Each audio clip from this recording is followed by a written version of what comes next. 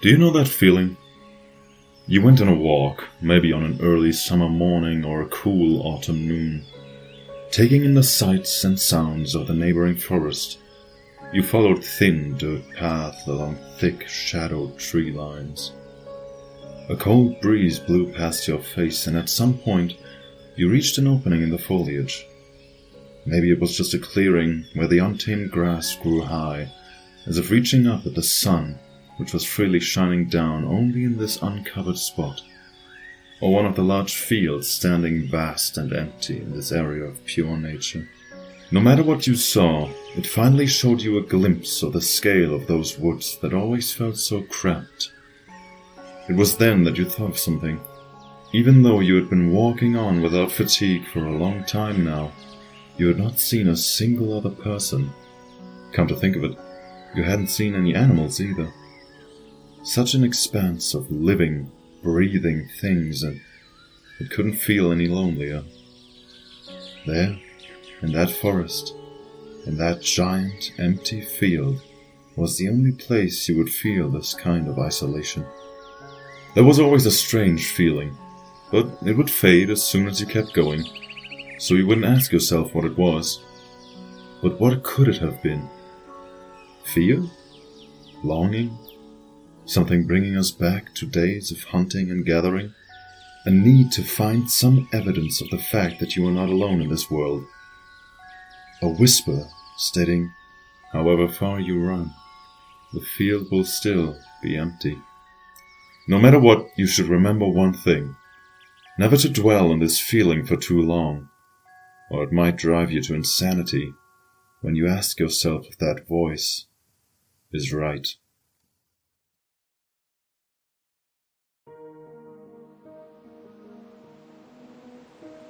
It's been 3 months, I think. I don't know how accurate a watch and a peculiar method of scratching tally marks into trees could be, but I've seen that finger cross from 12 over to 1 a total of 194 times. 97 days. The first thing I had to notice, and that made me doubt the function of my watch for the first time, was that the sun is not, or just barely moving along the sky. The clouds still pass as they should, but the sun is frozen in place, keeping the entire landscape in a perpetual orange glow, shortly before sundown. I don't know how to explain this to myself. My mind has gone fuzzy since I first awoke here.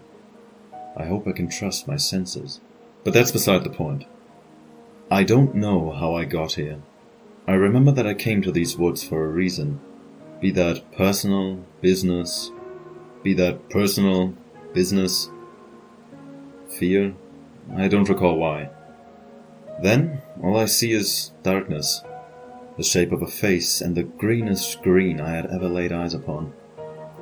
Aside from that, I know I awoke on the filthy ground between 5 trees on a bed of flowers. Nothing on my person, with the exception of a set of my warmer clothes. And my watch. I have explored the surrounding area, finding only more trees and grassy plains. There's nothing here.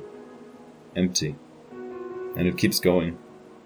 I have trekked about 50 hours in any one direction. I measured the distance in travel time, as I have no other points of reference. I always have to return to the point I woke up at in due time, as it is the only place I can find food. The hills. The hills are where I find my food. They're about 2 minutes away from where I first opened my eyes. A small, uneven area, only about a minute across at its widest point. They are riddled with apertures. This is where the food grows. It takes some time, but eventually a chunk emerges from one of the holes, which I may then retrieve and consume. They don't carry the most enticing flavor, but I prefer them to starvation. My reliance on the hills chains me to a single area. If I stock a few days' worth of food, I can move about 80 hours away from the hills, accounting for the way back. It's not a pleasurable experience to find this limit, but it was necessary. One time, day 65, I reached the edge of a very prominent tree line. As I weakly crept through the trees, I could tell I was getting close. I had been walking for about 76 hours now, low on provisions. I was so hungry, but I needed to know.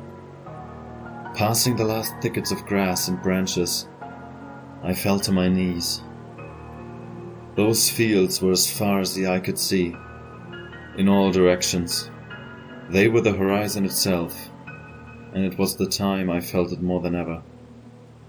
There was nothing but green, no evidence of man or a single creature in sight. I barely crawled back to the hills and did not leave for another 15 days. I do not know, nor care, how I got here. All I want is to escape. The food from the hills has gotten stale, and I just want to see another living being. The isolation is terrible. I feel like I'm going crazy. How can that be? I'm just in the woods on my own. I mean, hell, I'm not a child. I'm not scared of the forest. It doesn't even get dark here.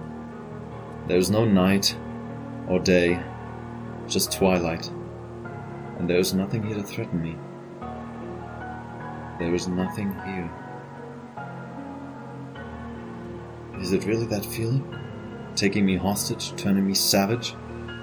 Could this happen to anyone? Is this loneliness part of everybody? Or am I just a madman? Well, if it is the former, then it won't be long until this happens to another. Either way, I probably won't know any of it. I will make the attempt to leave this day. I do not expect to live through it, but I must take any chance I can get. There is nothing left for me. No hope. Not in the woods. I pray I am wrong about all of this. Yet I still wonder, why did I hear screaming from the hills? Why was the number 8 scratched out on my watch? And what was it that seemed so wrong about the man I saw in the woods that day? Goodbye.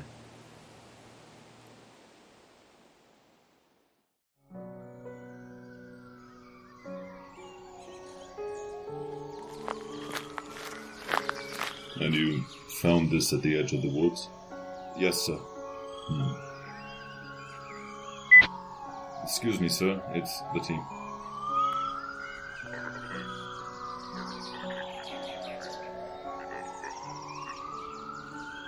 Okay. Sir, they found a watch in the center of the forest, and a lot of small animal bones in a field of molehills.